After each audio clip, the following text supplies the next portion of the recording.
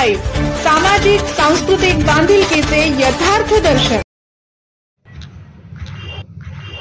वाळू वाहतुकीसाठी लाच घेणाऱ्या महसूल सहाय्यकावर कारवाई। सिल्लोड तालुक्यातील भराडी येथील पेट्रोल पंपाजवळील प्रकार।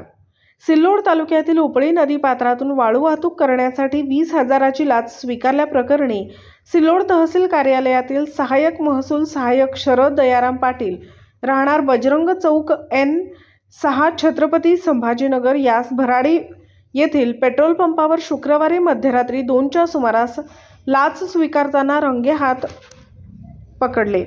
तक्रारदार यांनी लाचलुचपत प्रतिबंधक विभागाकडे तक्रार दिली होती। या प्रकरणी सिल्लोड ग्रामीण पोलीस स्टेशनला गुन्हा दाखल करण्यात आला आहे। गावदर्शन लाईव्ह प्रतिनिधी गणेश शेळके, छत्रपती संभाजीनगर।